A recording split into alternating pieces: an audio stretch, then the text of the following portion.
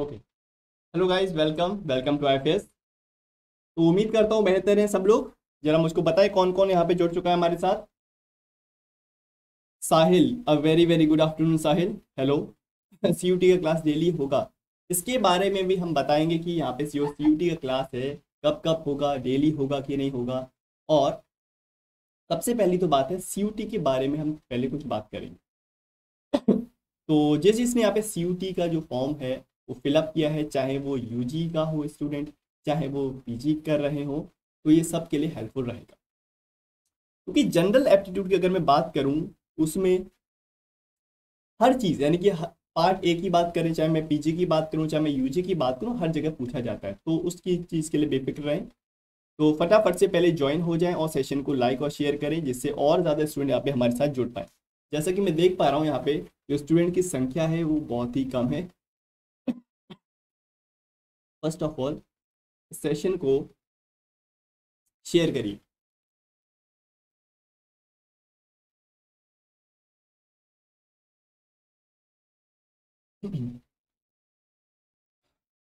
तो आज से हम यहाँ पे जो सीयूटी का जो सेशन है वो लेने जा रहे हैं, जिसमें आपको general aptitude, quantitative aptitude, logical reasoning, ये पार्ट सारा का सारा यहाँ पे कवर किया जाएगा, जिसको जनरल टेस्ट नाम से यहाँ पे सीयूटी ने बोला।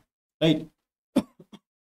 तो सबसे पहले अगर मैं बात करता हूँ, good afternoon Pragya, a very very good afternoon, how are you, कैसे हैं आप, बताइए जी। उम्मीद करता हूँ बेहतर है सब लोग।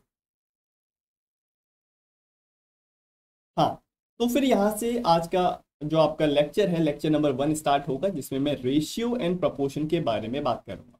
राइट। इस वीक हमने पूरा एक सेशन सीरीज रखा है, 6 लेक्चर्स रखे हैं अलग अलग टॉपिक से।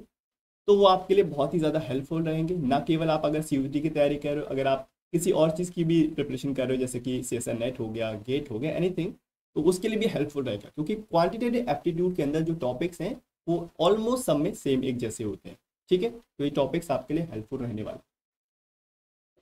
चलिए, तो सबसे पहले हम बात कर लेते हैं सीयूटी के कुछ फॉर्मेट के बारे में। तो मैं डिटेल फॉर्मेट को डिस्कस नहीं करूंगा, क्योंकि ऑलरेडी हमने यहाँ पे डिटेल में वीडियो, मैंने और शोविक सर ने बहुत सारी वीडियो इसके ऊपर बनाए हैं कि सीयूटी का क्या पैटर्न है, कैसा एग्जाम है, कौन कौन इसको दे सकता है, और कौन कौन सी इसकी साइट है, कहाँ पे रजिस्ट्रेशन कर सकते हैं, उसके बारे में डिटेल में हमने चर्चा करी है। लेकिन इसके ऊपर एक ओवरव्यू ले लेंगे कि कैसे कैसे चीज़ें हो रही हैं और कैसे कैसे चीज़ें चलती हैं। जैसे कि सबसे पहले मैं बात करता हूँ सीयूईटी की जो प्रोसेस है, जो इंपॉर्टेंट डेट्स हैं उनके बारे में। अगर हम बात करें सीयूटी के यूजी के बारे में, सीयूटी यूजी के बारे में अगर मैं बात करूँ आपसे, तो आप जरा देखो यहाँ पे जो डेट है ऑनलाइन सबमिशन की एप्लीकेशन की, वो 9 से 13 मार्च के बीच का है। तो आई होप आपने फॉर्म को फिलअप किया होगा। अगर नहीं किया अभी, तो आपके पास डेट है, तो उसको फिलअप कर लेना। राइट। उसके बाद लास्ट डेट भी दे रखा है यहाँ पे 12 मार्च, जैसे कि आप देख पा रहे हो। उसके बाद सारी की सारी डेटें आपको ये सामने। करेक्शन डेट भी मिलता है आपको, फॉर्म में करेक्शन डेट भी मिलता है, उसके अंदर आपको जो भी आपकी गलतियां मिस्टेक्स हैं आप उसको करेक्ट कर सकते हो। राइट। उसके बाद 30 अप्रैल 2023 को आपको अनाउंसमेंट हो जाएगा कि किस सिटी में आपका यहाँ पे सेंटर पड़ा है, तो वहाँ पे आपको एग्जाम मिलेगा, देने को मिलेगा। उसके बाद एडमिट कार्ड डाउनलोड की जो डेट है, that is 2 week of May, मई के जो 2nd वीक है, वहाँ पे आपको जो एडमिट कार्ड है वहाँ पे आपको डाउनलोड कर लेने हैं। तो इस तरह से सारी की सारी इन्फॉर्मेशन दे रखी है। बाकी जो रेस्ट ऑफ इन्फॉर्मेशन है वो आगे आपको एनटीए दे देगा। इसके बाद हम बात करते हैं पीजी के बारे में, क्योंकि यहाँ पे बहुत से स्टूडेंट ऐसे हैं जो कि यूजी के लिए प्रिपेयर कर रहे होंगे, बहुत से ऐसे भी हैं जो कि पीजी के लिए भी प्रिपेयर कर रहे होंगे बराबर तरीके से। अगर मैं पीजी की बात करूँ, तो पीजी की जो डेट है वो है मार्च 2023, भी एग्जैक्ट डेट हमें नहीं पता है। और एप्लीकेशन आपकी अप्रैल में, टेंटेटिव डेट है कि अप्रैल 2023 में ये स्टार्ट हो जाएगा। ठीक है। और लास्ट डेट भी अप्रैल में ही समथिंग होगी। तो ये आपका कुछ फॉर्मेट है। तो पीजी का भी एग्जैक्टली आपको डेट नहीं पता है, लेकिन कुछ ऐसा आपका फॉर्मेट रहने वाला है। लेकिन डेट तो आ ही जाएगा, डेट तो आना ही है, लेकिन उसके लिए आपको जो प्रिपरेशन है वो अभी से ले लेनी। अगर मैं पीजी की बात करूँ, तो उसमें आपका जो general aptitude, quantitative aptitude, current affair वगैरह सब कुछ मिला के 25 मार्क्स का पार्ट ए के नाम से बनता है। उसके बारे में भी मैं डिस्कस करूंगा अभी डिटेल में। तो ये देखें जरा। सबसे पहले मैं बात करता हूँ यहाँ पे CUET यूजी के बारे में। तो यूजी में कुछ इस तरह से आपके 3 सेक्शंस रहने वाले हैं, section A and section B, like this. Section A and section B, जिसमें आपको 13 डिफरेंट लैंग्वेज यानी कि लैंग्वेज टेस्ट होगा, 13 डिफरेंट लैंग्वेज टेस्ट होगा, यहाँ पे 20 लैंग्वेज टेस्ट होंगे। और कौन कौन सी लैंग्वेज है आपको नोटिफिकेशन में जाइए, नोटिफिकेशन में सारी की सारी जो लैंग्वेजेस हैं आपको मिल जाएंगी। क्या ऐसा है कि सब की सब लैंग्वेज चूज करनी जरूरी है? ऐसा जरूरी नहीं है, कंपलसरी नहीं है।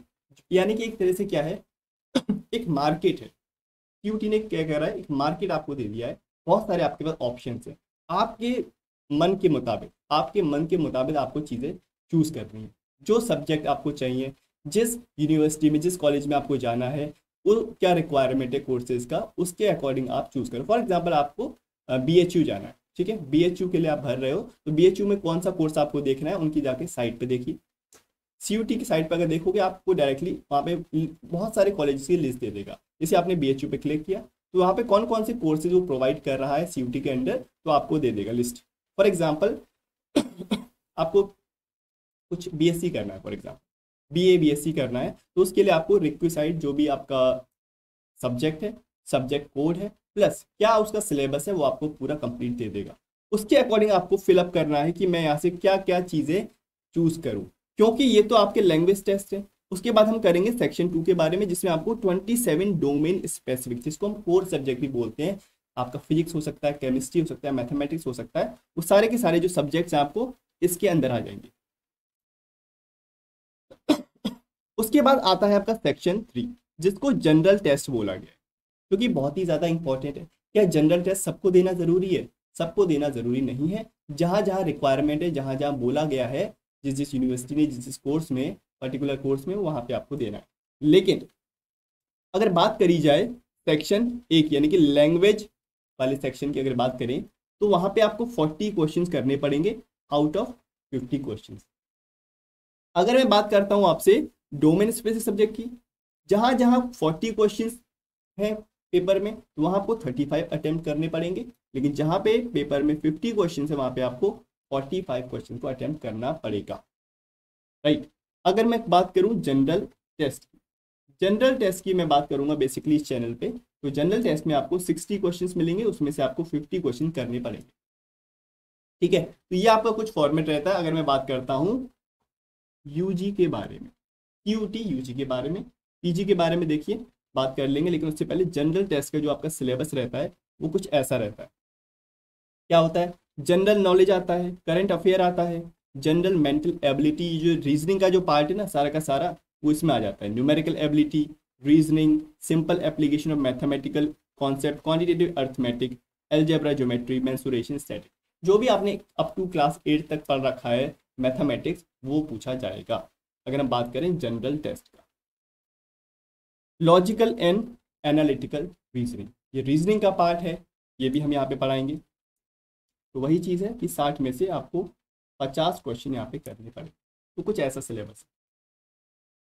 यूजी और पीजी का जो सिलेबस है जनरल टेस्ट का, जनरल एप्टीट्यूड का, वो ऑलमोस्ट सेम, अगर मैं मैथमेटिक्स की क्वांटिटेटिव एप्टीट्यूड की बात करूँ, ठीक है। तो उसके बाद हम बात करते हैं पीजी की।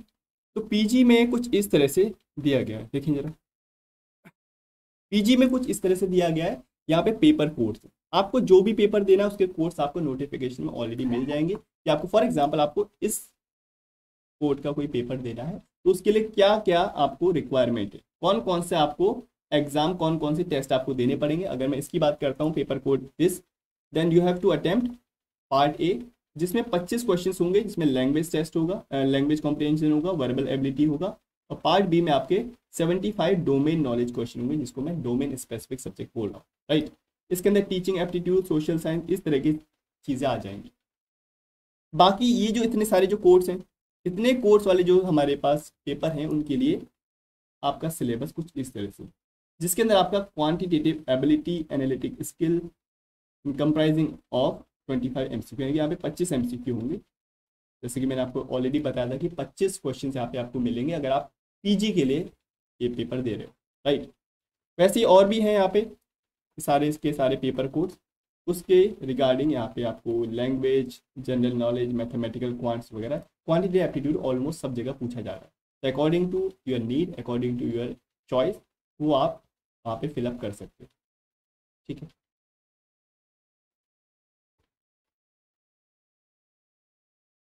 अब मेन बात हम करते हैं कि आखिरकार सर सिलेबस क्या, हमको पढ़ना क्या है, क्योंकि स्टूडेंट्स को बस ये चाहिए होता है कि जो हमें जो सिलेबस है वो क्या करना है, आप मुझे सिलेबस बताओ सीधे से। जो सिलेबस है बच्चों वो कुछ इस तरह का, यानी कि अगर मैं बात करूं कि मैथ्स की या क्वांटिटी एबिलिटी की, तो आपको कुछ ऐसे टॉपिक्स को कवर करना है। ये वही टॉपिक्स हैं, कहीं ना कहीं आपने अपनी 8th क्लास में, 9th क्लास में, 10th क्लास में कहीं ना कहीं आपने ये पढ़ रखे होंगे। अगर मैं बात करूं जैसे कि पार्टनरशिप हो गया, प्रॉफिट एंड लॉस हो गया, पाइप एंड सिस्टम है, ये सारे के सारे टॉपिक्स आपने कहीं ना कहीं पढ़े होंगे, right. Problem on train, time and work, alligation and mixture, ये सारे के सारे टॉपिक्स हम यहाँ पे कवर करवाएंगे। जैसे कि आज का हमारा टॉपिक है that is ratio and proportion, इस टॉपिक को लेंगे आज हम। ये सारे का सारा कंप्लीट सिलेबस है फॉर क्वांटिटेटिव एबिलिटी। अभी लॉजिकल रीजनिंग पे भी आएंगे। लॉजिकल रीजनिंग का कुछ इस तरह का सिलेबस रहेगा आपका, यानी कि ranking test, arrangement, sequencing, cause and effect, statement and conclusion, blood relation, इस तरह का आपका पूरा का पूरा रहने वाला। बहुत मज़ेदार टॉपिक है, आपको दिमाग लगाना है, यानी कि it's all about presence of mind and mental ability. आपका जो इमेजिनेशन पावर है, आपकी मेंटल कैलकुलेशन है, मेंटल यानी कि जो आपका जो ब्रेन जैसे फंक्शन करता है, उसके ऊपर सारा का सारा ये आपका सिलेबस रहता है। ठीक है। तो उसके बाद हम बात कर लेते हैं next that is data interpretation. DI भी आता है, डीआई भी पूछा जाता है। तो डीआई के अंदर आपका pie chart, line chart, bar chart, ये सारे के सारे चार्ट्स आ जाते हैं।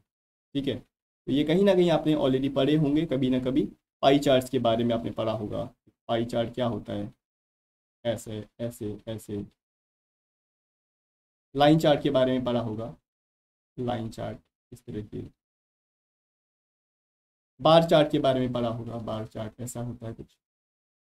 तो ये कुछ इंपॉर्टेंट टॉपिक्स के अंदर ही आते हैं, इससे सवाल पूछे जरूर जाते हैं, ये मान के चलें। डीआई से क्वेश्चन हर जगह आता है। टेबुलर चार्ट हो गया आपका, एक टेबल में आपको कुछ इन्फॉर्मेशन दे देगा। बस आपको करना क्या है, आपको अपने काम की इन्फॉर्मेशन को चूज करना है, राइट। इस तरह से आपको इन्फॉर्मेशन दे देगा, लाइक। बात करते हैं मिक्स ग्राफ की। अभी मिक्स ग्राफ क्या होते हैं, कभी कभी क्या होता है एक ही क्वेश्चन में, सिमिलर क्वेश्चन में आपको एक से ज्यादा चार्ट दे देगा, लाइक बार चार्ट दे रहा है, उसके साथ आपको ग्राफ चार्ट भी दे देगा, बार और ग्राफ एक साथ दे देगा। हो सकता है टेबलर और पाई चार्ट एक साथ दे दे। These are called mix graph. उसके बाद आपका आता है डेटा सफिशियंसी, यानी कि जो आपको गिवन है क्वेश्चन, जो आपको क्वेश्चन में गिवन नॉलेज है, क्या वो सफिशियंट है, क्या वो क्वेश्चन को आंसर करने के लिए सफिशियंट है। अगर है then the data is sufficient, अगर नहीं है तो आपका आंसर हो जाएगा नो। इस तरह के क्वेश्चन भी इसी के अंदर आते हैं। Graph number system, tabulation, set and Venn diagram वगैरह, यानी कि सिलोजिज्म वगैरह के जो कॉन्सेप्ट हैं वो भी इसी के अंदर आ जाते हैं। ठीक है। तो मैंने यहाँ पे आपको एक ओवरव्यू दे दिया कि किस किस तरह से आपको पढ़ना है। तो आप एक बार चाहो तो इसका स्क्रीनशॉट ले सकते हो, मैं हट जाता हूँ। आप इसका स्क्रीनशॉट ले सकते हो, जो सिलेबस है आपका। This is for quantitative ability, और we can we can say that quantitative aptitude. Quantitative aptitude का सिलेबस ये रहेगा। और इसके बाद है लॉजिकल रीजनिंग, इसका आप स्क्रीनशॉट ले लीजिए, जिससे आपके पास एक जगह लिखा हुआ हो कि क्या क्या पूछा जाता है पेपर में।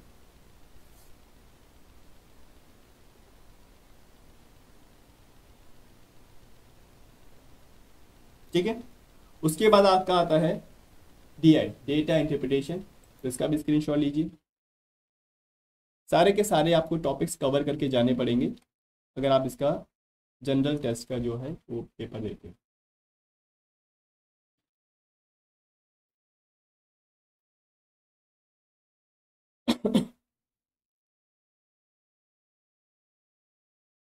ठीक है,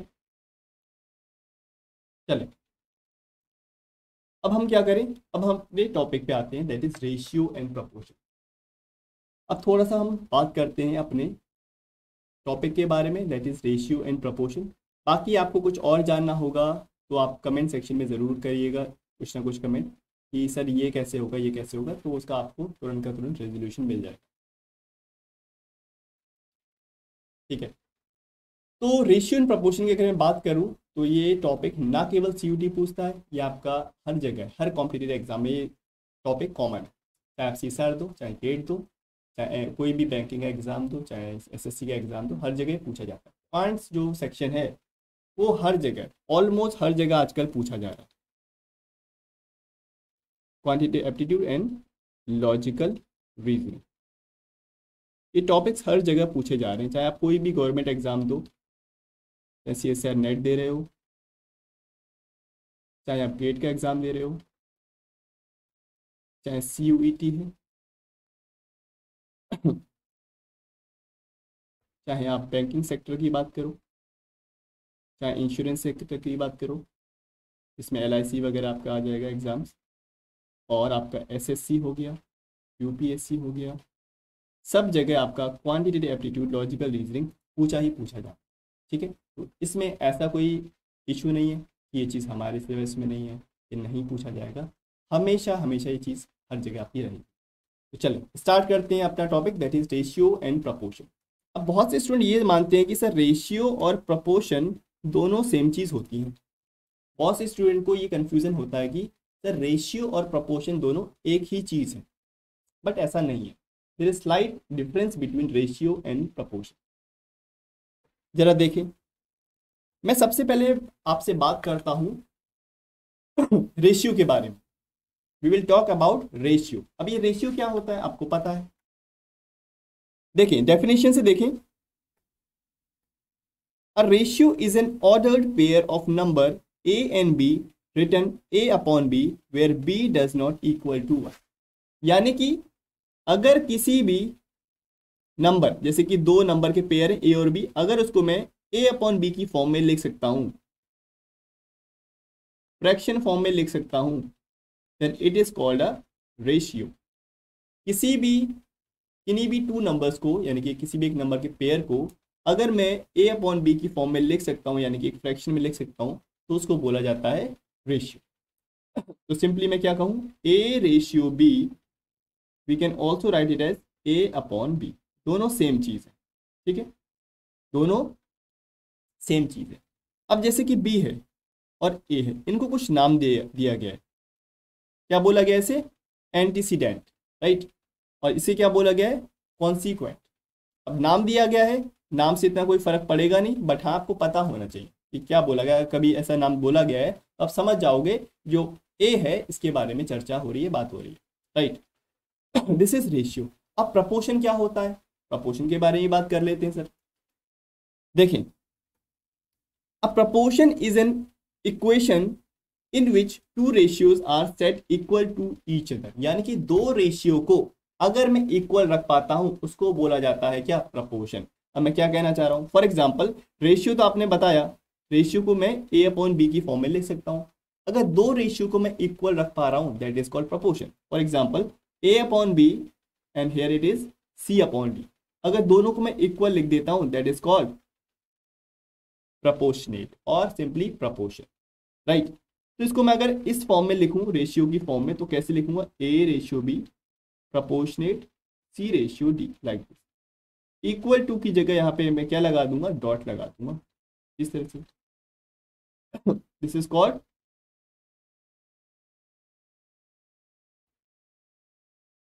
प्रपोर्शन, ठीक है। तो रेशियो इसे बोलते हैं और प्रपोर्शन इसको बोलते हैं। इस चीज का आप ध्यान रखना, ratio is basically a upon b form and proportion is when two ratios are equal और इक्विवेलेंट टू ईच अदर। तो एक सिंपल सी प्रॉपर्टी बन गई यहाँ से, आपको पता अगर इसको मैं क्रॉस मल्टीप्लाई करूंगा तो it will be a into D is equal to c into B, ऐसा होगा। तो सिंपली मैं क्या करूंगा, a और d की मल्टीप्लाई कर रहा हूँ, यानी कि टू एक्सट्रीम नंबर्स की मल्टीप्लाई करूंगा, यानी कि प्रोडक्ट करूंगा, वो दो, इनको बोलते हैं मीन, इनको बोलते हैं दो मीन जो नंबर्स हैं। मीन नंबर्स किसे बोलूंगा, बी और C. It is called mean, यहीं से देख लीजिए, these are called mean numbers and these are called extreme numbers, जिसको मैं एक्सट्रीमिटीज भी बोलता हूँ। एक्सट्रीमिटीज का मतलब होता है टू एंड पॉइंट्स, राइट। तो यानी कि ए और जो डी का जो प्रोडक्ट है, ए और जो डी का जो प्रोडक्ट है वो बी और सी के प्रोडक्ट के बराबर हो जाएगा, इक्वल हो जाएगा। इतनी सी बात समझ में आ रही है बात, बताएं। अगर समझ में आ रहा, अच्छा लग रहा है तो सेशन को लाइक भी करें, क्योंकि यहाँ पे जैसे कि मैं देख पा रहा हूँ स्टूडेंट्स कम जुड़े हैं आज, ऐसा पता नहीं क्यों है, बट नोटिफिकेशन तो बराबर गया है स्टूडेंट को। अगर नहीं गया है तो आप सेशन को शेयर कर दीजिए अपने जो जितने भी फ्रेंड्स हैं उनके, ठीक है। तो ये चीज़ हो गया, that is proportion. Crystal clear हो गई बात है, रेशियो एंड प्रपोर्शन, क्योंकि बहुत छोटा सा स्लाइड सा डिफरेंस है, लेकिन बहुत बार मैं अपनी ऑफलाइन क्लास में भी पूछता हूँ स्टूडेंट से, लेकिन वो नहीं बता पाते छोटा सा डिफरेंस, क्योंकि हम सुनते रहते हैं ratio and proportion, ratio and proportion, हम यही मान के चलते हैं यही रेशियो है यही प्रपोर्शन, बट ऐसा नहीं है। दो रेशियोज को अगर मैं इक्वल रख देता हूँ उसको बोलेंगे प्रपोर्शन, राइट। तो अब हम बात करते हैं बहुत इंपॉर्टेंट चीज़ के बारे में बहुत इंपॉर्टेंट, मोस्ट इंपॉर्टेंट थिंग, अगर हम बात कर रहे हैं CUT, ऐसा क्वेश्चन पूछ लेता है, find the mean proportion of these values, find the third proportion of these value. अभी थर्ड प्रपोर्शन, मीन प्रपोर्शन क्या होते हैं, व्हाट आर दीज। अगर मैं बात करता हूँ मीन प्रपोर्शनल या सिंपली मीन प्रपोर्शन, तो अब क्या होता है, फॉर एग्जाम्पल जैसे कि कोई टर्म्स अगर इस फॉर्म में है, अगर दो टर्म्स इस फॉर्म में है, like A ratio X proportionate X ratio B, इस फॉर्म में है, तो मैं इसको सिंपली क्या लिख सकता हूँ, we can write it as x is equal to under root of AB। यहाँ पे जो x है ना, x डिनोट करता है मीन प्रपोर्शनल को, x डिनोट करता है मीन प्रपोर्शनल। वो एग्जाम्पल से मैं बताता हूँ। Find the mean proportional of 4 and 16, जैसे कि आपको मैंने पीछे अभी बताया था ना कि मीन प्रपोर्शनल क्या है, ये जो बीच की जो वैल्यूज है ना, इन्हीं को तो मीन बोला गया है।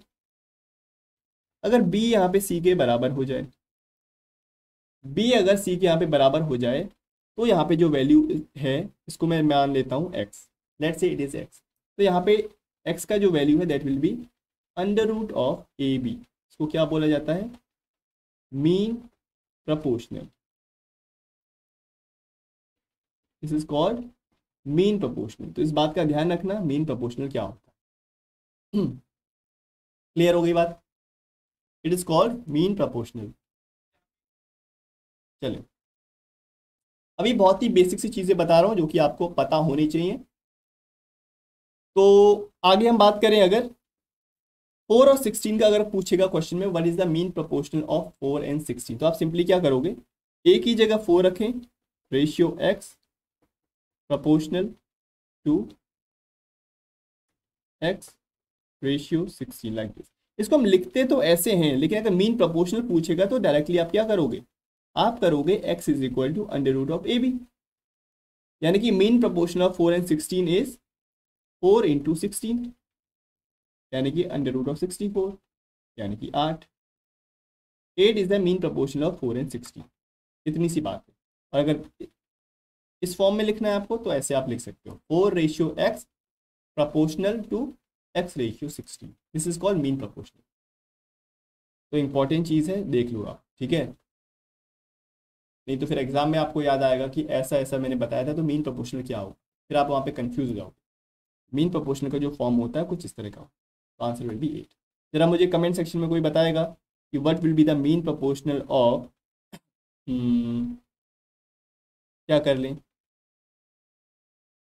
चलिए मैं एक नंबर ले लेता हूँ 9 and 9, ठीक है, 9 और 9 का मीन प्रोपोर्शनल बताएं, mean proportional, what is the mean proportional of 9 and 9। सबसे पहली बात आप इसको क्या लिख सकते हो, you can write it as this, ऐसे लिख सकते हो, जनरल फॉर्म तो आपका ये रहता है। लेकिन अगर मीन प्रोपोर्शनल पूछा गया है क्वेश्चन में, तो 9 into 9 हो जाएगा ये, यानी कि x will B 9, the mean proportional will be 9। अगर दोनों वैल्यू सेम हो, अगर आपका a और b दोनों सेम हो, तो मीन प्रोपोर्शनल वही वैल्यू बन जाती है। तो इस बात का ध्यान रखना, यहाँ पे ए और बी दोनों सेम है तो वही आपका मीन प्रोपोर्शनल बन जाएगा। क्लियर? नेक्स्ट नेक्स्ट बात करते हैं हम थर्ड प्रोपोर्शनल की। जैसा इसका नाम है वैसा ये होता है। What is third proportional? Like दो नंबर है ए और बी, उसका मुझको थर्ड प्रोपोर्शनल निकालना है। तो आपको सिंपली क्या करना है, A ratio B proportion B ratio X, जहाँ पे एक्स है आपका third proportion, X is called third proportion, right. तो यहाँ से x का वैल्यू क्या आएगा, आप इसको लिख सकते हो ना, a upon B is equal to B upon X, ऐसा लिख सकते हो। तो यहाँ से x का वैल्यू क्या निकलेगा आपका, x will be B square upon A, x will be equal to B square upon A, like this. तो x का value B square upon A आ गया, तो थर्ड प्रोपोर्शन यही कहलाएगा। अगर क्वेश्चन पूछा गया find the third proportion of 4 and 12, 4 और 12 का थर्ड प्रोपोर्शन बताएं, तो आप क्या करोगे, आप इसको डायरेक्टली कहोगे this is A and this is B, तो just square B and divided by 4, तो दिस विल बी 144 अपॉन 4,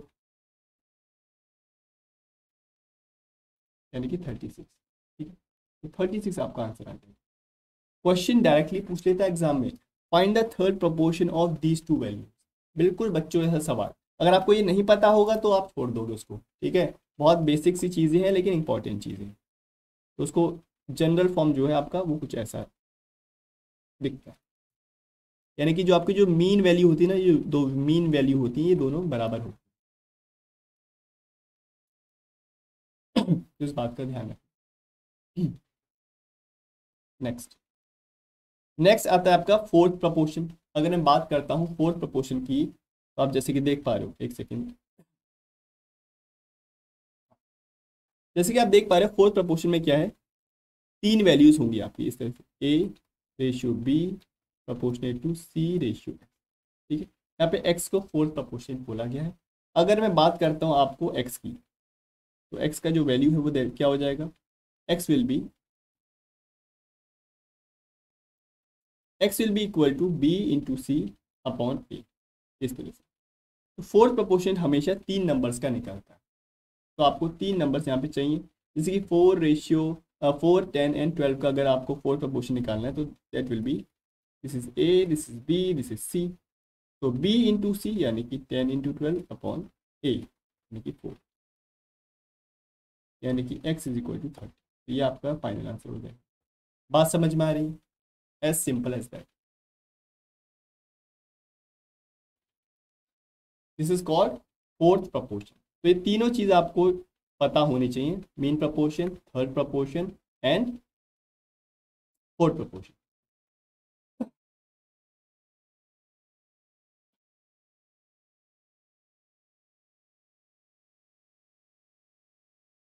आगे चलें, अब बताएं, आगे चलें, जरा फटाफट से मुझको बताएं, इतना समझ में आ गया ना? फिर हम चलते हैं कुछ प्रैक्टिस क्वेश्चन पे, कुछ प्रैक्टिस क्वेश्चन करेंगे कि एग्जाम में कैसे क्वेश्चन पूछे जा सकते हैं, तब बात बनेगी। क्योंकि जब तक ये हमको नहीं पता कि एग्जाम में पूछा क्या जा रहा है, तो हम कितनी लाख प्रैक्टिस करते रहें तो भी बात नहीं बनेगी। बहुत से स्टूडेंट मुझसे सवाल पूछते हैं कि क्वेश्चन हमसे बनते नहीं, क्वेश्चन हमसे बनते नहीं, उनका डायरेक्टली यही हमसे क्वेश्चन होता है कि क्वेश्चन सर बनते नहीं तो क्या करें। देखो क्वेश्चन नहीं बनते तो उसका तो एक ही तरीका है कि आप प्रैक्टिस करो। आप प्रैक्टिस कर रहे हो, आपसे नए क्वेश्चन नहीं बन रहे, इसका मतलब क्या है, आपके बेसिक्स कहीं ना कहीं वीक है, यानी कि आपके बेसिक्स में ही कुछ ना कुछ कमी है, तो उसको सबसे पहले आप सही करें। दो तरह के, अगर आपके पास सामने डॉक्टर है, ठीक है, दो तरह के डॉक्टर हैं, एक वेल क्वालिफाइड डॉक्टर, एक बहुत ही वेल क्वालिफाइड डॉक्टर है, और एक दूसरा डॉक्टर है जो कि वेल क्वालिफाइड उतना नहीं है इसके कंपैरिजन में। तो ऑब्वियसली इसने ज़्यादा पढ़ाई करी होगी, इसने ज़्यादा टाइम स्पेंड किया होगा पढ़ाई पे, और उसे ज़्यादा नॉलेज होगा। इस डॉक्टर को इतना नॉलेज नहीं होगा इसके कंपैरिजन में। तो ऑब्वियसली इस डॉक्टर को नॉलेज तो बहुत है, लेकिन इसने अभी प्रैक्टिस नहीं करी है। अब एक तीसरा डॉक्टर है हमारे पास, एक डॉक्टर है हमारे पास, थर्ड डॉक्टर, अभी डॉक्टर क्या है, वेल क्वालिफाइड है एज वेल एज ये एक्सपीरियंस्ड है। ठीक है, ये क्या है, वेल क्वालिफाइड है एज वेल एज वो एक्सपीरियंस्ड है। तो इसका जो फीस है, इस वाले डॉक्टर का जो फीस है वो कम होगा, इस डॉक्टर का फीस थोड़ा सा इससे ज़्यादा होगा, और ये वो जो डॉक्टर है ना, इसका फीस सबसे ज़्यादा होगा। क्यों होगा? क्योंकि ये तो वेल क्वालिफाइड है, यानी कि इसको बहुत आता है, इसको ज्ञान है बहुत, साथ में इसको बहुत ज़्यादा एक्सपीरियंस है। अब चीज़ें एक्सपीरियंस के साथ ही आपको आती हैं। आपने इतना पढ़ा होगा इस डॉक्टर के बराबर, तो आपको थोड़ा कम आएगा, लेकिन आपने इतना पढ़ के थोड़ा प्रैक्टिस किया होगा तो आपको थोड़ा ज़्यादा आएगा, यानी कि आपको एक्सपीरियंस होगा पेपर देने का। तो मेरा कहना ये है कि आप चीज़ों को देखो, चीज़ों को देखो क्या कह रहा है। बेसिक आपके थोड़े से वीक भी होंगे, लेकिन आप अगर प्रैक्टिस करोगे ना तो आपको चीज़ें बेहतर तरीके से समझ में आएंगी और आप ज़्यादा स्कोर भी करोगे। अगर आप थोड़ा नॉलेज और गेन करोगे प्रैक्टिस के साथ साथ, तो आप ये वाले डॉक्टर बन जाओगे, और साथ में आप धीरे धीरे कॉन्टिन्यूसली साइड बाई साइड क्या कर रहे हो, प्रैक्टिस भी कर रहे हो, यानी कि आपको एक्सपीरियंस भी है उन क्वेश्चन को सॉल्व करने का, क्वेश्चन को देखने का। क्वेश्चन आप देखना चालू करोगे ना डेली बेसिस पे, उससे भी बहुत इफेक्ट पड़ता है। आप कहोगे कि क्वेश्चन मुझसे होते नहीं तो मैं करूँ ही क्यों, ये अगर माइंडसेट से करोगे तो क्वेश्चन फिर नहीं होगा। क्वेश्चन नहीं हो रहा है तो देखो तो डेली क्या क्या रहा है, कभी ना कभी आप उससे फेमिलियर होगे, या उससे फेमिलियर होना शुरू हो जाओगे क्वेश्चन से। खासकर मैं मैथमेटिक्स की बात कर रहा हूँ, क्वांटिटेटिव एप्टीट्यूड की बात कर रहा हूँ। तो आप जब डेली ऐसा करोगे तो आप ये वाले डॉक्टर जरूर बन जाओगे एक दिन। लेकिन बस उसके लिए आपको करना पड़ेगा, ऐसा नहीं कि थोड़ा बहुत पढ़ा है इस डॉक्टर की तरह, कम पढ़ा है लेकिन साथ में प्रैक्टिस भी नहीं कर रहे। प्रैक्टिस भी नहीं करोगे तो फिर उतने ही जोन में आप रह जाओगे, 2-3 क्वेश्चन आप जो करते हो ना उसी जोन में रह जाओगे। तो आपको प्रैक्टिस करनी है, साथ में साथ आपको एक्सपीरियंस भी गेन करना है। ऐसा नहीं एक ही दिन में हो जाएगा, चीज़ें चलती हैं धीरे धीरे, आपको पता भी नहीं लगेगा। आप फिर सोचोगे कि मुझे ये भी नहीं आता था, तो आप सोचोगे कि अपने आप को एक तरह से सोचोगे कि मुझे तो बहुत कुछ नहीं आता था, अब तो मुझे बहुत कुछ आता है, लाइक दिस। नेक्स्ट, अब हम बात कर लेते हैं कुछ क्वेश्चंस के बारे में। एक सेकेंड, ये हैंग क्यों कर रहा है आज?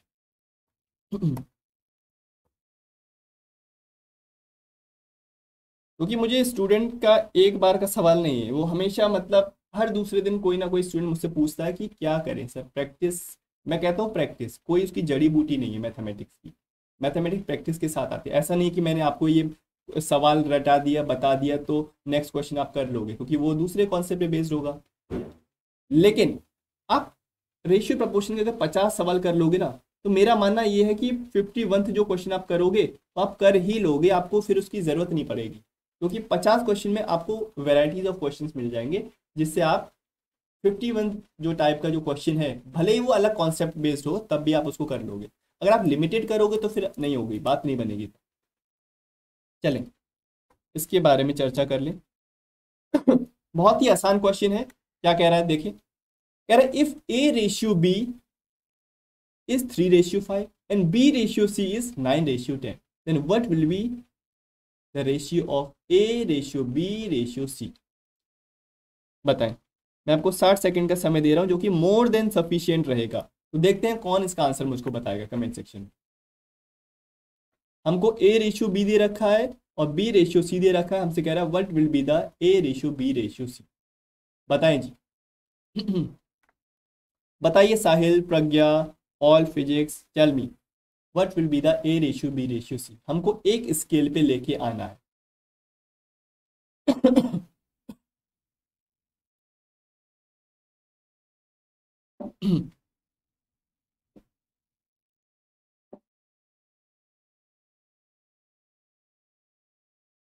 दो अलग अलग बिखरी हुई चीजों को हमें एक जगह पे बांधना है। कैसे करें? ए और बी दो दोस्त हैं, बी और सी दो दोस्त हैं, दोनों जगह एक कॉमन दोस्त है, कौन? बी। यानी कि इसके हम क्या बोलते हैं, म्यूचुअल फ्रेंड्स बोलते हैं। आपने सुना होगा टर्म म्यूचुअल फ्रेंड। ए और बी दो दोस्त हैं, बी और सी दो दोस्त हैं, तो ए और सी भी दोस्त बन जाएंगे किसके थ्रू? बी के थ्रू। यानी कि ए बी और बी सी को जोड़ेगा कौन? बी जोड़ेगा। कैसे जोड़ेगा सुने जरा। अगर ए और बी की बात करूं तो आप कहते हो दिस इज 3:5। बी और सी की अगर मैं बात करूं तो आप कहते हो 9:10। अभी जो म्यूचुअल फ्रेंड है ना बी, यही ए और सी को जोड़ पाएगा। कैसे जोड़ेगा? अगर बी की वैल्यू दोनों जगह सेम हो जाए तो ए बी सी एक पटरी पे आ जाएंगे। एक पटरी पे तब आएंगे, एक लाइन पे तब आएंगे जब बी का वैल्यू सेम हो जाएगा। हमारा मिशन क्या है? हमारा मिशन है कि बी का वैल्यू सेम बनाया जाए। 5 और 9 को सेम कैसे बनाऊं? किससे मल्टीप्लाई करूं? ये तो आपको पता है, किसी भी रेशियो को मैं मल्टीप्लाई या डिवाइड कर सकता हूँ। जैसे 2 से मल्टीप्लाई किया तो 2/4 लिख सकता हूँ। मैं 2 से डिवाइड करना चाहता हूँ तो 2 से डिवाइड भी कर सकता हूँ। ठीक है, लेकिन रेशियो को दोनों जगह मैं कर सकता हूँ ऐसा। वैसे ही यहाँ पे मैं कुछ मल्टीप्लाई कर दूँ जिससे ये रेशियो सेम बन जाए। क्यों ना मैं इसकी मल्टीप्लाई इस रेशियो की 9 से कर दूँ और इस रेशियो की मल्टीप्लाई में 5 से कर दूँ, जिससे ये 9 इंटू 5 45, ये 9 इंटू 5 45 बन जाएगा। बी की हो जाएगी दोस्ती एक दूसरे से और ए बी सी तीनों एक पटरी पे आ जाएंगे। सुना मैंने क्या कहा? यहाँ पे 9 की मल्टीप्लाई करी तो 27, यहाँ पे 9 की मल्टीप्लाई करी तो 45, ये भी 45 बन जाएगा। यहाँ पे 5 की मल्टीप्लाई करी तो 50 बन जाएगा। दोनों जगह बी हो गया हमारा 45, ए है हमारा 27, सी है हमारा 50। खत्म बात। तो answer will be 27/45/50। This will be our answer. 27 45 50, 27 45 50, option number A. बताए समझ में आई बात? ए और सी को किसने जोड़ा? इस म्यूचुअल फ्रेंड ने जोड़ा, क्योंकि बी ए का भी दोस्त है, बी सी का भी दोस्त है, लाइक दैट। ठीक है। अभी एक और सवाल आपके सामने आ रहा है जिसमें A B B C C D आ जाएंगे, यानी कि उसमें 4 चीजों को एक साथ जोड़ना है। तो क्या है? नेक्स्ट क्वेश्चन देखिए, ये हमसे कह रहा है ए बी का रेशियो ये, बी सी का रेशियो ये, सी डी का रेशियो ये। तो बताइए ए बी सी डी का क्या रेशियो हो जाएगा? तो जरा मुझको कमेंट सेक्शन में बताइए जी, फटाफट से।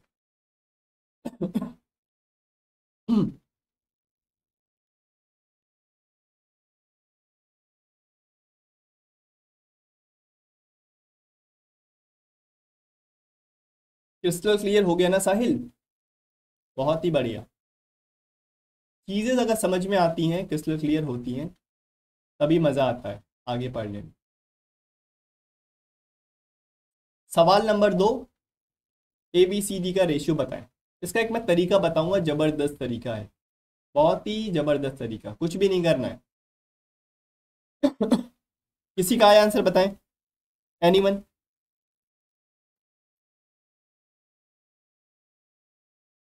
सुने, ए बी, एक तो तरीका वही है जो मैंने अभी पीछे किया कि ए बी में जो म्यूचुअल है उसको सेम बना दें, वैसे ही सी डी में सी को सेम बना दें, कर सकते हैं। लेकिन एक बहुत ही रामबाण तरीका, A B C D, A B का रेशियो है 2/3, बी सी का रेशियो है 4/5, सी डी का रेशियो है 6/7। ऐसा है ना? क्या करें? कुछ नहीं करना आपको। जैसे 2/3 लिखा है, यहाँ पे 3 लिखा है ना, इस 3 को यहाँ भी लिखिए, इस 3 को यहाँ भी लिखिए। जो बीच में टर्म्स आ रही है 4 5, 4 के इधर क्या 4 लिखना है, 5 के इधर क्या 5 लिखना है, 6 के इधर क्या लिखना है, दोनों जगह 6 6 लिखना है। जैसे ही राइट में आपको प्लेस वैकेंट दिख रही है तो आपको इस वैल्यू को लिख देना है दोनों जगह। लेफ्ट में अगर वैकेंट दिख रही हैं चीज़ें तो आपको दोनों जगह ये वाली वैल्यू को लिख देना है जो लेफ्ट मोस्ट में है। बाकी जो दो जगह है ये है, लेफ्ट और राइट में अगर स्पेस वैकेंट है तो आपको इस वैल्यू को यहाँ पे लिखना है, इस वैल्यू को यहाँ पे लिखना है। बस इतना सा करते ही आपको यहाँ पे कर देनी है multiply. Just multiply these number, in numbers को मल्टीप्लाई करिए। 2 इंटू 4 इंटू 6 कितना हो गया? 4 2 8, 8 into 6 48, 4 into 3 12 into 6 72 72, and this will be 6 into 5 into 3 30 into 3 90, and this will be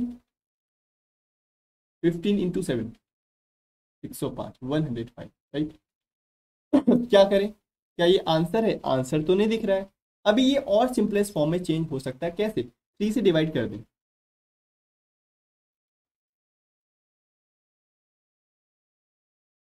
अब आंसर दिख रहा है कहीं? अब आंसर दिख रहा है कहीं? 16 24 30 35, 16 24 30 35, यानी कि option number 2 will be the right answer. तो मैं तो कहूँगा ये बेस्ट अप्रोच है। क्योंकि इसमें आपको ना कुछ समझना है ना कुछ सोचना है, आपको डायरेक्टली इसको अप्लाई करें। राइट, समझ में आ गई बात सबको? फटाफट से बताएं, is it crystal clear all of you?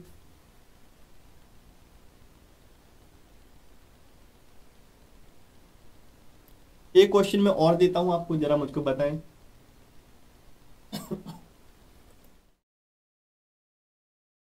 एक क्वेश्चन मैं और देता हूं, जैसे कि ए बी आपको दे रखा है 1:2, बी सी आपको दे रखा है 4:3, और सी डी आपको दे रखा है क्या मान लें 7:5, ऐसा दे रखा है। तो बताइए A:B:C:D क्या हो जाएगा? इसी मेथड से आपको करना, इसी मेथड से आपको करना है, तो क्या हो जाएगा?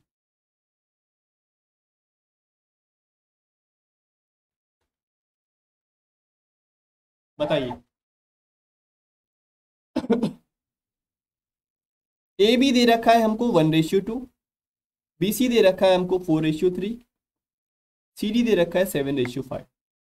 क्या करना है आपको? इस 2 को दोनों जगह लिख देना है, इस 3 को इधर लिख देना है, 4 को इधर लिख देना है, बाकी 7 को दोनों जगह लिख देना है। समझ में आई बात? यहाँ पे वैकेंट प्लेस होंगी ना, जो जो भी आपको वैकेंट प्लेस दिख रही है, आपको इस नंबर को लिख देना है यहाँ पे। बीच में 2 टर्म्स हैं, लेफ्ट और राइट में वैकेंट प्लेस है, तो आपको 4 यहाँ पे लिखना है, 3 यहाँ पे लिखना है। अगर लेफ्ट में वैकेंट प्लेस है तो इस 7 को यहाँ पे लिख देना है दोनों जगह, लाइक दिस। अब करिए यहाँ पे मल्टीप्लाई, मल्टीप्लाई दीज नंबर्स, तो बताएं कितना आएगा? 7 × 4 × 1 यानी कि 28, 7 × 4 × 2 यानी कि 56, और ये हो जाएगा 6 × 7 42, ये हो जाएगा 30। क्या ये और कैंसिल हो रहा है जी? हाँ बिल्कुल हो रहा है। 2 से हो रहा है 14, 2 से हो रहा है 15, 2 से हो रहा है 21, 2 से हो रहा है 28। तो फाइनल रेशियो हो जाएगा 14, दिख रहा है ना क्लियरली? 14 रेशियो 28:21:15, यानी कि ABCD का जो रेशियो हो जाएगा तो ये हो जाएगा। मेथड समझ में आना चाहिए, फिर बाकी क्वेश्चन कुछ भी।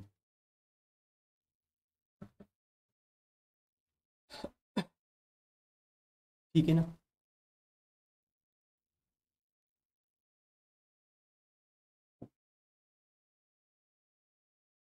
चलिए आगे चलिए, नेक्स्ट क्या कह रहा है सवाल, इसको जरा देखें। बहुत ही बेहतरीन रेशियो प्रपोर्शन का ये क्वेश्चन कह रहा था, product of 2 number is 225। 2 number है जिनका प्रोडक्ट है 225। अब कह रहा है the ratio between them is 3:5। दोनों नंबर्स के बीच का जो रेशियो है 3:5, यानी कि 3:5। Find the difference between both the number. दोनों नंबर्स के बीच का जो डिफरेंस है, यानी कि दोनों के बीच का जो अंतर है, वो हमको बताना है। यहाँ पे Hindi as well as English दोनों में क्वेश्चंस यहाँ पे मैं लेके आया हूँ, तो आप यहाँ पे देख सकते हो। क्या कह रहा था? Product of 2 number is 225 and the ratio between them is 3:5। Find the difference between both the numbers. कैसे करें? तरीका देखिए, अगर 2 नंबर हैं ए और बी, उनके बीच का रेशियो है 3:5।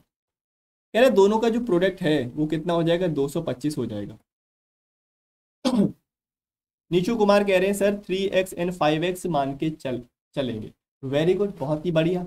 3x एंड 5x मान के चलेंगे, ठीक है। तो हम क्या करें, इसको मैं मान लेता हूं लेटर नंबर भी 3x and second number is 5x। बहुत सही। तो दोनों को अगर प्रोडक्ट करूंगा, यानी कि दोनों को मल्टीप्लाई करूंगा, तो 225 के बराबर आना चाहिए। इस तरह से 225 के बराबर आना चाहिए। तो यहाँ से 15x² हो जाएगा ये, और यहाँ से आप x² का वैल्यू निकाल सकते हो। तो value of x² will be 225/15। और स्क्वायर है तो सर यहाँ पे अंडर रूट आ जाएगा। जब भी स्क्वायर हटता है तो सामने अंडर रूट आ जाता है, तो यानी कि this will be under root of 50। तो x का वैल्यू हो गया अंडर रूट ऑफ 50। पूछ क्या रहा है हमसे? पूछा difference between both the number. एक नंबर है 3x, एक नंबर है 5x, तो दोनों के बीच का जो डिफरेंस है वो क्या हो जाएगा? Difference will be 5x minus 3x, यानी कि 2x। 2x का मतलब क्या, x का मतलब है under root of 15, under root of 15, यानी कि 2√15 will be the right answer. देखिए ऑप्शन नंबर ए हमारा यहाँ पे राइट आंसर हो जाएगा। ठीक है, बहुत ही बढ़िया, right, option number A will be the right answer. ऐसे सवाल पूछे जा सकते हैं बहुत ही बेसिक लेवल के, तो जैसा एग्जाम है वैसा ही हमें पढ़ना है, एग्जाम को फोकस करके, एग्जाम को टारगेट करके पढ़ना है। ऐसा नहीं कि कुछ भी नहीं पढ़ना है, क्योंकि एग्जाम में जो पूछा जाता है ना वैसा नहीं करेंगे तो फिर दिक्कत की बात हो जाएगी। चलिए दूसरे सवाल पे आते हैं। ऐसे ही मुझको आप लोग रिप्लाई करते रहें, क्योंकि जब यहाँ पे इंटरेक्शन होता है तभी मजा आता है। नेक्स्ट क्वेश्चन, चौथा सवाल आपके सामने कह रहा था salaries of A B and C are in the ratio of 1:3:4, यानी कि यहाँ पे 3 लोग हैं, 3 लोगों की सैलरीज के बारे में चर्चा हो रही है। कह रहा है जो 3 लोग हैं उनकी जो सैलरी है वो इस रेशियो में है 1:3:4। कह रहा है if the salaries are increase by 5%, 20% and 25% respectively, then the increase salary will be in the ratio of what. कह रहा है जो बढ़ी हुई सैलरी है, जो इंक्रीज सैलरी है वो कितना होगी, उनका जो रेशियो है वो कितना हो। समझ में आ रहा है क्वेश्चन? यानी कि 3 लोगों की सैलरी हमको दे रखी है, person A, person B and person सी।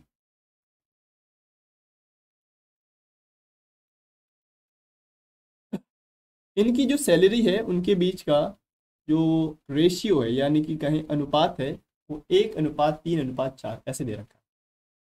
कह रहा है if the salaries is increase by 5%, अगर सैलरी को मैं 5% से बढ़ा देता हूँ ए की, और बी की सैलरी को मैं 20% से बढ़ा देता हूँ, और सी की सैलरी में 25% से बढ़ा देता हूँ, तो हमसे पूछा गया है बताएं जो नई जो सैलरी है उसका क्या रेशियो होगा। कह रहे हैं कि यहाँ पे sir x 3x and 4x मान ले। बिल्कुल हम x 3x 4x मान सकते हैं, लेकिन कभी कभी क्या है हमें x ना मान के भी क्वेश्चन हम आसानी से कर सकते हैं। तो मैं चाहता हूँ उसको आप उसी तरीके से करें, थोड़ा सा स्मार्ट वे में। थोड़ा सा अगर मैं इसको मैं थोड़ा स्मार्ट वे लगा दूं, क्या हम कर सकते हैं जरा ध्यान से सुने। आपको पता है 5%, 20% और 25%। जब भी ऐसा क्वेश्चन होता है तो क्या करें, सबसे पहली बात है आपको रेशियो दे रखा है, उसको इंक्रीज निकालना है और उनका फिर रेशियो निकालना है। एक्स मान के करोगे तो थोड़ा सा यहाँ पे आपको कैलकुलेशन में दिक्कत होगी और थोड़ा सा लेंदी हो जाएगा, आंसर उससे भी आएगा, बिल्कुल आएगा, लेकिन मैं चाहता हूँ थोड़ा सा स्मार्ट वे में करूँ। अगर इस रेशियो को अगर मैं 1:3:4 की अगर बात करूँ, मैं मान लेता हूँ यहाँ पे इसका जो मनी है वो 1,000 रुपये है, 3,000 रुपये है, ये 4,000 रुपये है। रेशियो कैसे बनता है, रेशियो तब बनता है ना जब एक किसी कॉमन टर्म से हम तीनों को कैंसिल आउट करते हैं, तभी तो एक रेशियो बनता है। तो यानी कि एक मान लेता हूं मैं, let's say it is 1,000, it is 3,000, it is 4,000। ठीक है, 1,000, 3,000, 4,000। अब इसकी सैलरी में 5% का इजाफा हुआ है, 5% का इंक्रीमेंट हुआ, तो मैं क्या करूंगा 1,000 का 5% निकालूंगा और 1,000 में दोबारा से उसको सम कर दूंगा, ऐड कर दूंगा, तो उसकी नई सैलरी आ जाएगी। लेकिन मैं ऐसा करना पसंद नहीं करता हूँ। मैं क्या करता हूँ 1,000 का डायरेक्टली 105% निकाल लेता हूँ। 105% क्यों निकाला, क्योंकि जो ओरिजिनल सैलरी है ना वो खुद में 100% है, हर चीज़ खुद में 100% होता है। अगर उसमें कुछ चीज़ इंक्रीज किया गया है, यानी कि 5% इंक्रीज किया गया है, तो 105% निकालिए उसका। अगर 5% डिक्रीज किया गया तो 100 में 5 को माइनस करिए, यानी कि उसका 95% निकालिए। हाँ, 1 + 0.05, करेक्ट, ऐसा ही हम करेंगे। तो मैं बताना चाह रहा हूँ अगर परसेंटेज का आप यूज़ करोगे ना, परसेंटेज का, तो आपको समझ में आएंगी चीज़ें कितनी बेहतरीन होती है। यानी कि उसका आप डायरेक्टली 1,000 का 105% निकालो। 105 क्यों, 100% तो यही हो गया जो उसकी ओरिजिनल सैलरी है, बाकी इसी का ही 5% इंक्रीमेंट, यानी कि 105% निकालें तो डायरेक्टली हमारी जो इंक्रीज सैलरी है वो निकल के आ जाएगी। सिमिलरली अगर यहाँ पे बात करूँ मैं, अगर मैं यहाँ पे बात करूँ 3,000 का 120% निकालूँ, क्योंकि 20% से सैलरी उसकी बढ़ गई है। यहाँ पे देखिए 4,000 का 125% निकालो कि जो इंक्रीज सैलरी है ना, जितनी भी परसेंट इंक्रीज सैलरी है उसको मैं 100 में प्लस कर रहा हूँ। 100 में प्लस किया 25 तो 125, 100 में प्लस किया 20 तो 120, 100 में प्लस किया 5 तो 105। अब इनके बीच का रेशियो निकालना तो बहुत आसान है। रेशियो में कभी भी कैलकुलेशन मत करिए, कैलकुलेशन करोगे तो फिर कैलकुलेशन और बढ़ जाएगी। कभी कभी हम क्या करते हैं, अपने ही कैलकुलेशन में फंस जाते हैं। तो रेशियो में कभी भी कैलकुलेशन नहीं करिए, ऐसे ही लिखिए। आप देख रहे हो 100 तो कैंसिल हो रहा है बाकी अगर ऊपर देखा जाए क्या कैंसिल आउट हो रहा है, आप देख पा रहे हो यहाँ पे 2 से कैंसिल मैं कर सकता हूँ क्या? क्या मैं यहाँ पे 2 से कैंसिल कर सकता हूँ या 3 से कैंसिल कर सकता हूँ? बताएं जरा, थोड़ा सा सोच के बताएं या 5 से करूँ, बताइए। अगर ध्यान से देखें तो मैं 5 से इसको कैंसिल कर सकता हूँ, 5 2 जा 5 बन जाए, लाइक दिस। तो this will B 21 ratio 24 into 3, 72 ratio 100। तो आंसर आ जाएगा 21:72:100, यानी कि 21 रेशियो 72 रेशियो 100, यानी कि ऑप्शन नंबर सी। 5 से कर सकते हैं 3 इंटू 1.2, हाँ करेक्ट, 3 इंटू 1.2 राइट। यहाँ पे हम 1.2 भी कर सकते थे, बात वही, आप 100 से अगर इसको डिवाइड करोगे ना तो 1.2 ही आएगा। बात एक ही है, समझ में आ गया? चीज़ें समझ में आनी चाहिए, करने के बहुत से तरीके हैं। कान ऐसे भी पकड़ सकते हैं, ऐसे भी घुमा के पकड़ सकते हैं, सेम चीज़ है। तो हम तो सीधे तरीके से पकड़ेंगे जिससे आसानी से हमारा सवाल बन जाए। ठीक, तो right answer will be option number सी।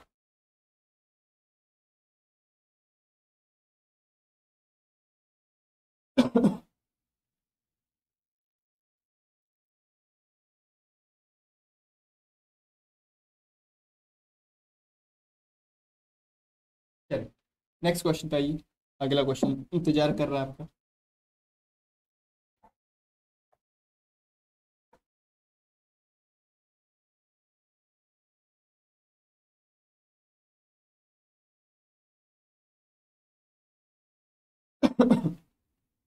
क्या कह रहा है क्वेश्चन? कह रहा है boy has a few coins of denominations 50 पैसे, 25 पैसे, 10 पैसे। यानी कि एक लड़का है, उसकी जेब में कुछ सिक्के पड़े हैं। कौन कौन से सिक्के? 50 पैसे के, 25 पैसे के और 10 पैसे के कॉइन्स उसकी जेब में पड़े हैं। इन द रेशियो 1:2:3, यानी कि जो उनकी संख्या है, यानी कि 50 पैसे के जो कॉइन है वो अगर एक है तो 25 पैसे के कॉइन उसके पास 2 होंगे और 10 पैसे के कॉइन उसके पास 3 होंगे। यानी कि इस रेशियो में कॉइन उसकी जेब में पड़े हैं। कह रहे the total amount of the coin is ₹6.50। अगर उनका जो अमाउंट है वो जोड़ा जाए तो कुल मिला के 6.5 रुपीज, यानी कि 6.5 रुपए बन जाते हैं। पूछ रहा है द नंबर ऑफ 50 पैसे कॉइन, 50 पैसे के कितने कॉइन होंगे ये हमको बताएं। बहुत ही आसान क्वेश्चन है, लेकिन इसको सही तरीके से करें तब। बताइए क्या कर सकते हैं। हमको जो अमाउंट है ना वो दे रखा है, अमाउंट कितना है? 6.5 रुपीज जो अमाउंट है हमारा वो रुपीज के अंदर दिया गया है। ये अमाउंट को कैसे मैं बना सकता हूँ? वो अमाउंट बन रहा है 50 पैसे के कॉइन से, 25 पैसे के कॉइन से और 10 पैसे के कॉइन से। ये जो अमाउंट है रुपीज के अंदर है, बाकी जो कॉइन है हमारे वो पैसे में, पैसे दे रखे हैं। अगर मैं मान लूँ जो कॉइन है हमारे that is x, 2x and 3x, let the number of coin be, let the number of coin be, very good, बहुत ही बढ़िया, जबरदस्त नीचू, बहुत ही बढ़िया। let the number of coin be, number of coin be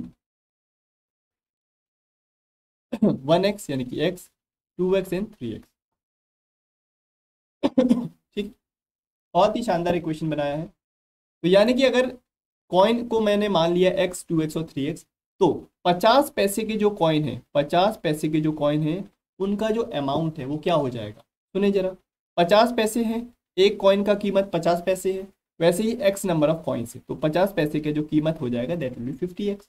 right, मैं पैसे में अगर बात कर रहा हूँ, लेकिन ये जो अमाउंट है हमारा 6.5 रुपीज़ है, क्यों ना मैं इसको 100 से मल्टीप्लाई कर दूँ, 100 से मल्टीप्लाई कर दूंगा तो 650 पैसे बन जाएंगे।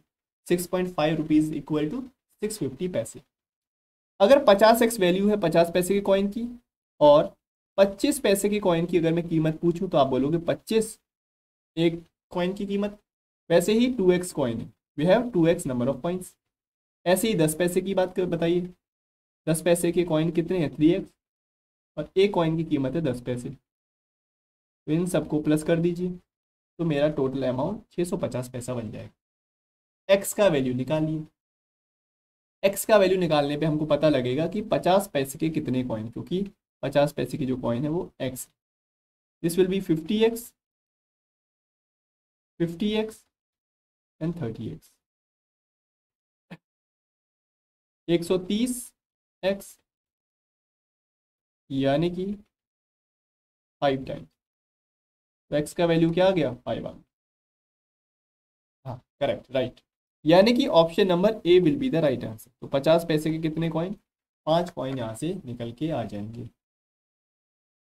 ऐसा क्वेश्चन बहुत बार बना है, अभी CSR नेट के एग्जाम में भी आया है, पिछले कुछ साल में एक ऐसा क्वेश्चन, वैसे क्वेश्चन आते रहते हैं।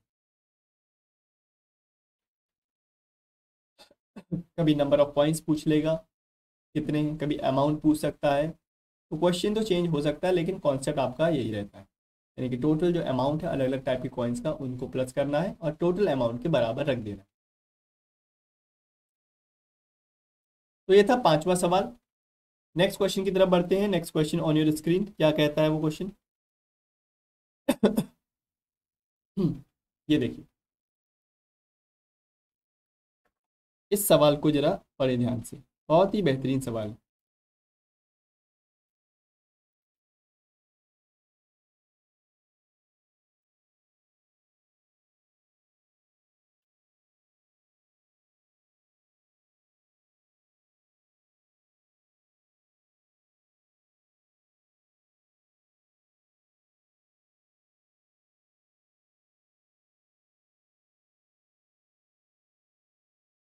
देखिए, कह रहा था student in 3 class are in the ratio 2:3:5, यानी कि जो स्टूडेंट है 3 क्लासेस में जो स्टूडेंट है इस रेशियो में, if 20 student are increase in each class the ratio changes to 4:5:7।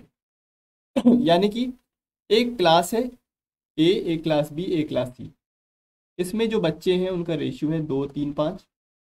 अगर हर एक क्लास में 20-20 बच्चों को मैं और बैठा दूं तो नया रेशियो अब हो जाएगा 4:5:7।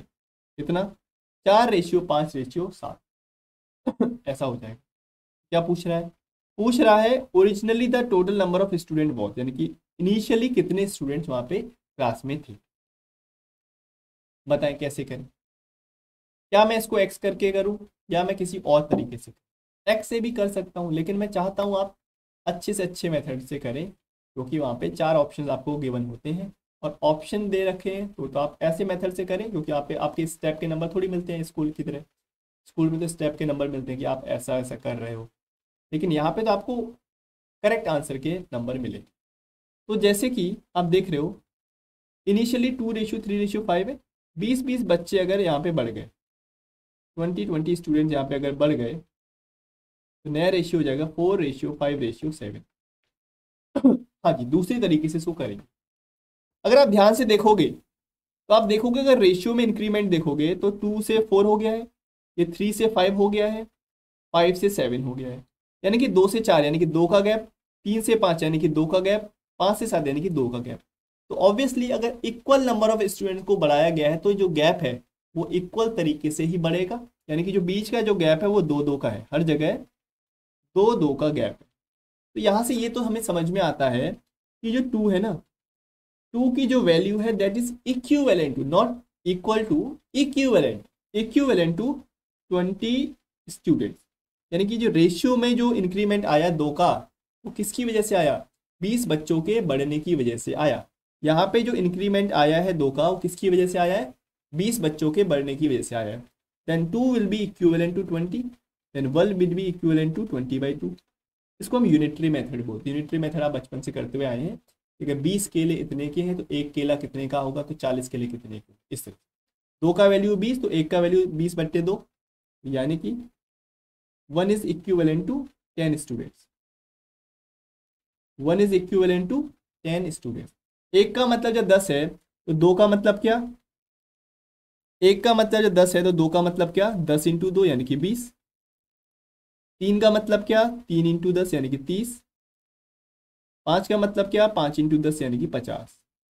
क्या पूछ रहा है, originally the number of student was, शुरू में कितने स्टूडेंट्स थे, 20 प्लस 30 प्लस 50 यानी कि 100।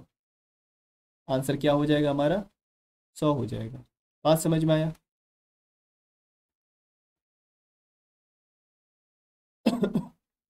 Right, so this is the right approach for such type of question. उसका भी सवाल का जवाब दूंगा जब ये बीच का जो गैप है ये इक्वल नहीं होगा। बहुत बार ऐसा होता है, गैप इक्वल नहीं होता है, इक्वल नंबर ऑफ स्टूडेंट्स को जोड़ा गया हर जगह, लेकिन जो बीच का जो गैप है ना वो 2 2 2 नहीं है, कुछ अलग है, जैसे 2 1 2 ऐसे कुछ है, अलग अलग डिफरेंट है। तब हम क्या करेंगे, तब हम इस रेशियो को इक्वल बनाएंगे। रेशियो को इक्वल बनाने का भी एक तरीका है, उसके बारे में बाद में चर्चा करेंगे, लेकिन इस तरह के क्वेश्चन को ऐसे करना है। हाँ, आपको ऐसे कॉन्सेप्ट यहाँ पे मिलेंगे इस चैनल पे। तो नेक्स्ट क्वेश्चन, इसको देखिए जरा।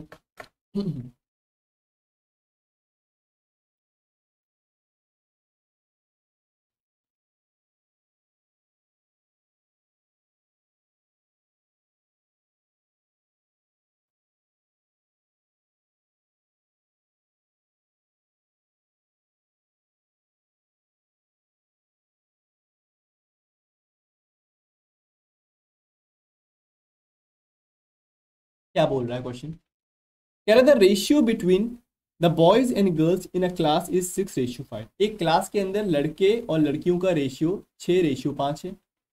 If 8 boys join the class and 2 girls leave the class, then the respective ratio becomes 11:7।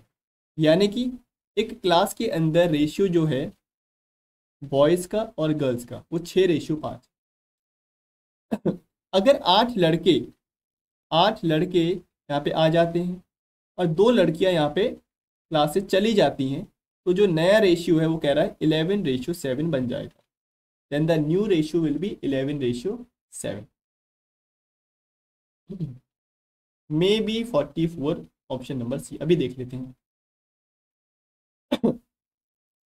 हाँ, ये जो रेशियो इन प्रोपोर्शन का जो कॉन्सेप्ट है ना, आपको बहुत जगह देखने को मिल जाएगा। आपको डेटा इंटरप्रिटेशन के अंदर मिल जाएगा, mixture and allegation, mixture of two liquids इसमें मिल जाएगा। तो रेशियो एक बेसिकली कॉन्सेप्ट है, ठीक है, जिसका यूज हम अलग अलग टॉपिक्स में कर सकते हैं। तो 244 चलें देखें। क्या कर सकते हैं, सही तरीका तो ये रहेगा कि हम इसको एक्स कंसीडर कर लें, क्योंकि यहाँ पे इक्वल चीज़ नहीं जोड़ी गई है, यहाँ पे 8 जोड़ा गया है तो 2 स्टूडेंट निकल गए, ऐसा कॉन्सेप्ट है। क्या करें, कह रहा है हमसे अगर यहाँ पे बॉयज 6x है शुरू में, उसमें 8 लड़के और आ गए हैं, ये तो बॉयज़ का रेशियो है, और नीचे हम लगा देंगे गर्ल्स का रेशियो। और नीचे गर्ल्स में क्या हुआ है, इनिशियली 5x गर्ल्स थी, उसमें से 2 लड़कियां चली गई बाहर। अब ऐसा करने पे जो नया रेशियो बनता है वो 11:7 बनता है। New ratio is 11:7। इसको आप सॉल्व करोगे, एक्स का वैल्यू निकालोगे। क्या पूछा गया है, find the number of girls in the class now. अब क्लास में कितनी लड़कियां बची। इसका मैं एक और तरीका आपको बताऊंगा by optional method. Optional method से भी आप इसको कर सकते हो, वो भी मैं बताऊंगा। What is the number of girls in the class now, यानी कि क्लास में कितनी लड़कियां हैं, यानी कि इसका वैल्यू पूछ रहा है। जब 2 लड़कियां चली गई तो पहले एक्स का वैल्यू बताएं, cross multiply 42x 56 55x minus 22। So this will be 56 minus 56 plus 22 78, and this will be 13 यानी कि 6। x का वैल्यू 6 आ गया, तो इनिशियली कितनी लड़कियां थी, इनिशियली थी 5x। 5x का मतलब 5 इंटू 6 यानी कि 30। ये तो इनिशियली थी ना, लेकिन जब 2 लड़कियां चली गई वहां से तो कितनी बची, 28। ये तो पूछ रहा है क्वेश्चन में कि what is the number of girls in the class now. जब 2 लड़कियां चली गई तब लड़कियां कितनी बची, यानी कि option number A will be the right answer. तो ए हो जाएगा आंसर। हाँ जी, clear. Answer will be option number A 28, not 44। अब जरा एक बात सुने मेरी, इसको हम ऑप्शनल मेथड से कैसे कर सकते हैं।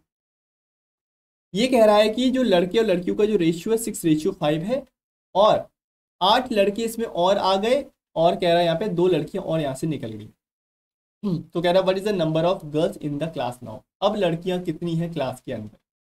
तो हम और कैसे कर सकते हैं इसको, मैं मान लूँ अगर लड़कियां 28 हैं ऑप्शनल मेथड से, क्योंकि हर जगह ऑप्शनल मेथड कारगर नहीं होता है, बहुत जगह होता है, बहुत जगह नहीं भी होता है, तो आपको पता होना चाहिए कब उसको लगाना चाहिए कब उसको नहीं। अगर मान लूँ मैं नंबर ऑफ गर्ल्स कितनी 28, ये तो अब की है ना, कह रहा है ना कि अब लड़कियां कितनी बची। इनिशियली कितनी थी लड़कियां, इनिशियली कितनी थी, 2 ज्यादा थी, क्योंकि 2 निकाल दी गई तभी तो 28 बची, तो इनिशियली 2 ज्यादा होंगी यानी कि 30।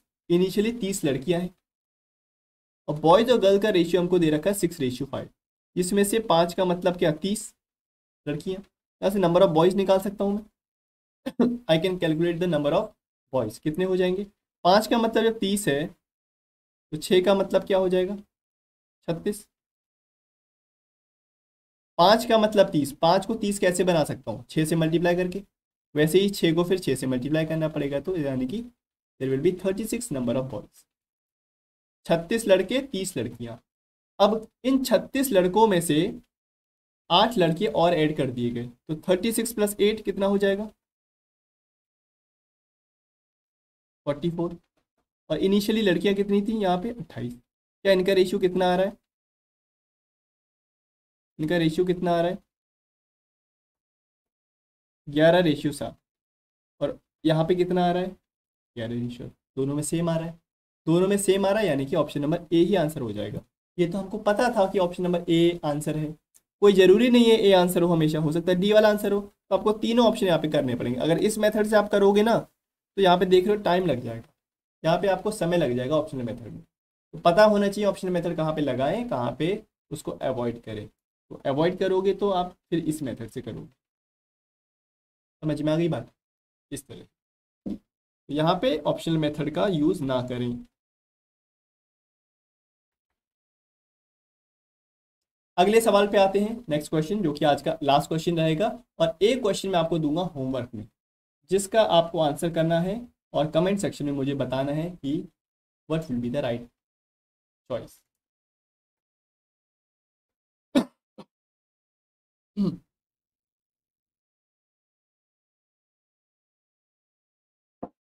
ये बहुत ही बेहतरीन क्वेश्चन है, मजा आ जाएगा इस क्वेश्चन को करने में।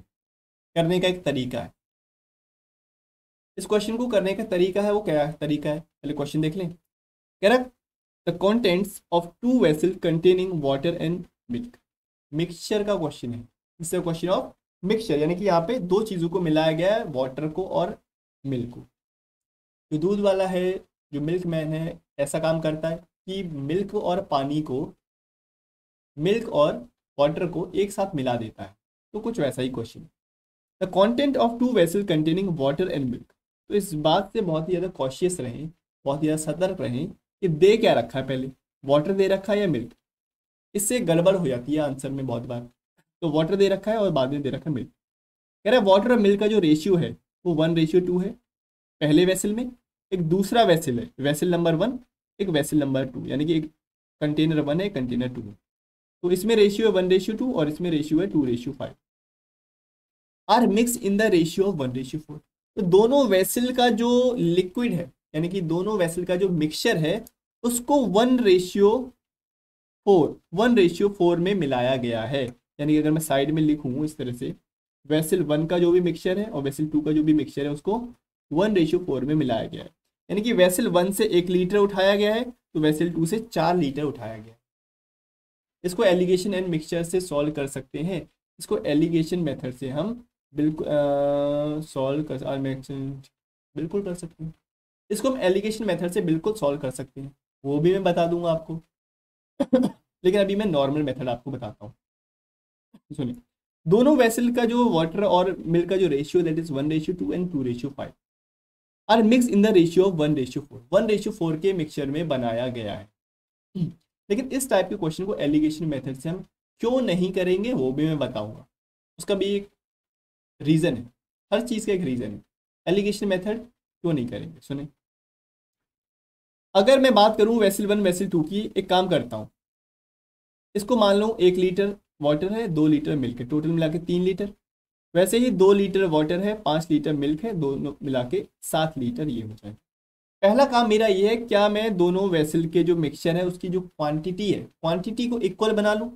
क्वांटिटी को इक्वल बनाने के बाद मैं उसको 1:4 की फॉर्म में लिख दूँ। 1:4 की फॉर्म में अगर दोनों हो जाएगा, यानी कि दोनों की जो क्वांटिटी है 1:4 की फॉर्म में हो जाएगी, तब दोनों के लिक्विड्स को मैं प्लस कर दूंगा, वाटर को वाटर की जगह, मिल्क को मिल्क की जगह। क्या कह रहा हूं मैं, सुने।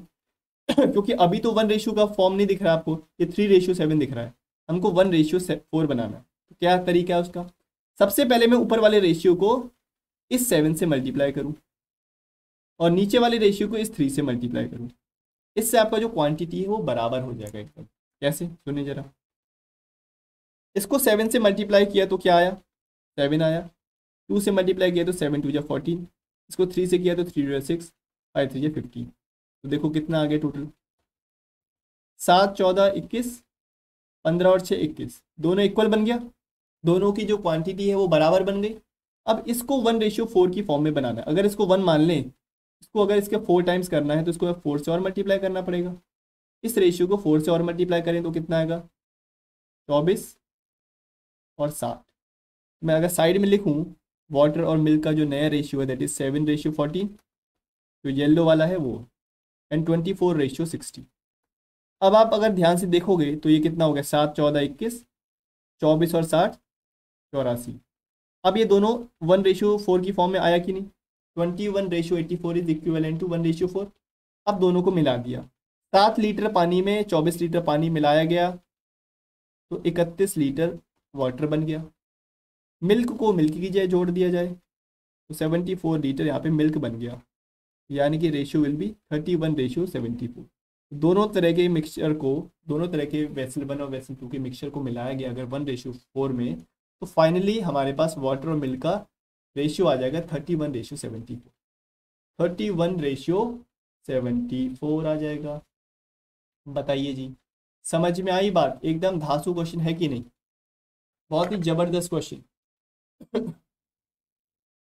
कभी भी ऐसा कहता है कि दो अलग अलग टाइप के मिक्सचर है, उनको हमको इस रेशियो में बनाना है, इस रेशियो में मिलाना है। सबसे पहले आप उनकी जो क्वांटिटी है, रेशियो का जो क्वांटिटी है उसको इक्वल कर दो।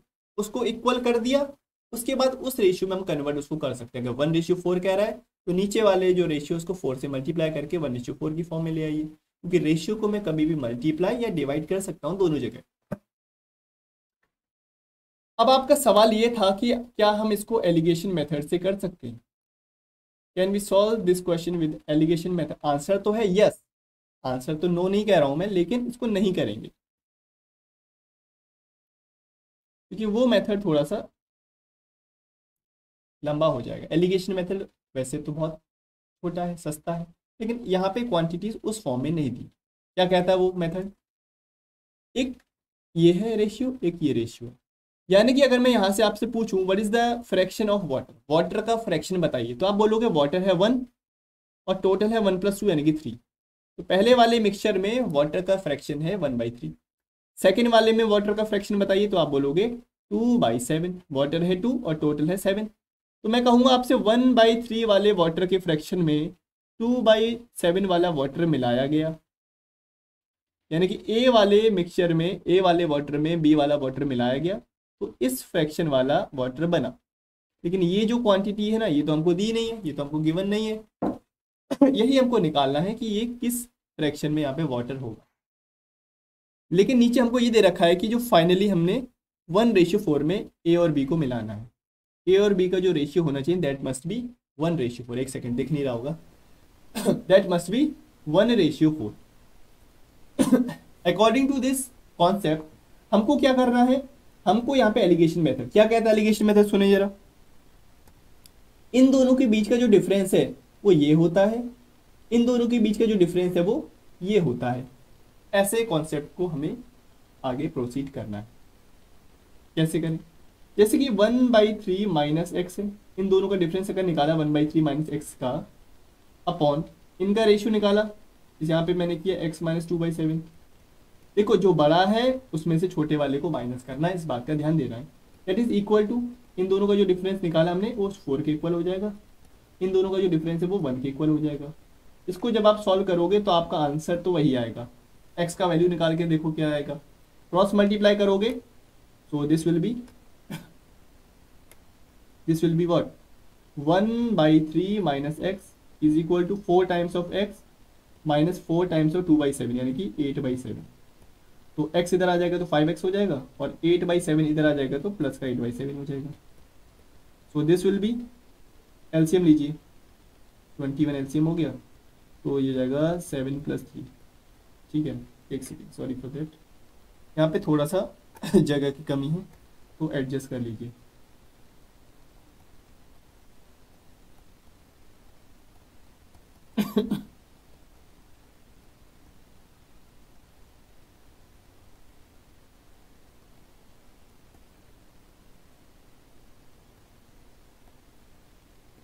तो x का वैल्यू कुछ ऐसा आ रहा है 31/105। तो आपका आंसर आ ही गया लगभग, क्योंकि ये क्या है, ये रिजल्टेंट वाटर का फ्रैक्शन है, यानी कि यहाँ पे जो वाटर का x का वैल्यू दैट इज 31/105। यानी कि पानी कितना है 31, और टोटल जो क्वांटिटी है वो नीचे है, this is water plus milk, ठीक है। वाटर प्लस मिल्क है 105, जिसमें आपका जो वाटर है दैट इज 31, बाकी का बचा हुआ मिल्क होगा, यानी कि 105 माइनस 31 यानी कि दिस विल बी 74। तो वाटर और मिल्क का जो रेशियो हो जाएगा दैट विल बी 31/74। तो हम कर तो सकते हैं लेकिन यहाँ पे नहीं करेंगे। जब भी मीन यानी कि बीच की वैल्यू हमें बतानी होती है ना, तब एलिगेशन का मेथड हम अवॉइड करते हैं। जब हमको नीचे के रेशियो पता करने होते हैं तब एलिगेशन को यूज करते हैं। लेकिन हाँ, alligation method is one of the best method for solving such type of question related to the mixtures. जब भी क्वांटिटी की बात करते हैं या मिक्सचर्स की बात करते हैं तो ये मेथड बहुत ही ज़्यादा कारगर है, एलिगेशन मेथड। लेकिन जब बीच की वैल्यू, मीन वैल्यू निकालनी पड़ती है हमको, तब मैं इसको अवॉइड करता हूँ क्योंकि फिर ऐसा कैलकुलेशन आपको करना पड़ेगा। लेकिन मैं चाहूँगा आपको इस मेथड से आप इसको करें, ये जो मेथड मैंने आपको बताया इस समझ में आ गया। लेकिन दोनों चीज़ें बताएं, एलिगेशन के ऊपर भी मैं एक वीडियो लेके आऊँगा जल्दी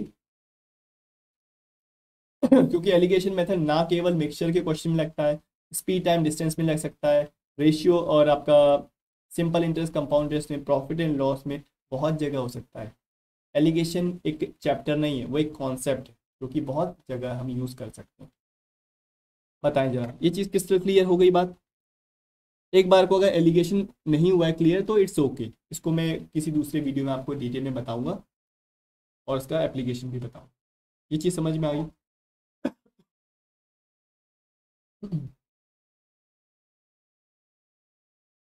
एलिगेशन बेसिकली क्या है, इस चीज़ को इस चीज़ में मिलाया जाए तो रिजल्टेंट क्या चीज़ बने, बस इसी पे बेस्ड ये टॉपिक। चलिए फिर अगले क्वेश्चन पे बढ़ते हैं। लेकिन ये क्वेश्चन जो है लास्ट क्वेश्चन, जो कि आपको होमवर्क के लिए मुझे देना था, तो इसको आप लीजिए, दिस इज योर होमवर्क, और इसका मुझे आंसर आप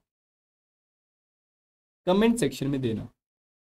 कमेंट सेक्शन में मुझे इसका आप आंसर देना, जो भी आंसर आ रहा है विद ऑप्शन, ठीक है। इसको करिए। तो आज के लिए बस इतना ही रेशियो और प्रपोर्शन में, और प्रैक्टिस करते रहिए। और इन क्वेश्चन की जो सीरीज हमारा चल रहा है CUET के लिए, चाहे वो हमारे एस्पिरेंट्स हो UG के, चाहे PG के, चाहे आप CSR नेट का या गेट का भी प्रिपरेशन कर रहे हो, तब भी आपके लिए चीज़ें हेल्पफुल रहेगा। क्योंकि जैसे मैं पहले ही बोल चुका हूँ, aptitude, general aptitude, quantity aptitude, logical reasoning, data interpretation, सारा का सारा टॉपिक हर जगह आता है। तो आप जितनी प्रैक्टिस करोगे, जितनी वैराइटीज ऑफ प्रैक्टिस करोगे क्वेश्चंस की, that will be more helpful to you, right, for your preparation also. इसका स्क्रीनशॉट ले लीजिए और इसी के साथ सेशन को करते हैं यहीं पे ख़त्म, और मिलते हैं कल सेम टाइम पे, यानी कि 1 बजे आप यहाँ पे आ जाइएगा और क्लास का लीजिए मज़ा, क्योंकि मज़े मज़े में जब कोई क्लास होता है तभी अच्छा लगता है और तब पढ़ने में भी मज़ा आता है ठीक है, तो एक बर्डन की तरह लेना है इसको। अच्छा खासा भी आपके पास टाइम है, अभी से करोगे थोड़ा थोड़ा तो तब तक आप एकदम से प्रो हो जाओगे। तो that's is for today, thank you guys for joining the session, let's meet tomorrow and have a nice day and all the very best and happy learning, thank you.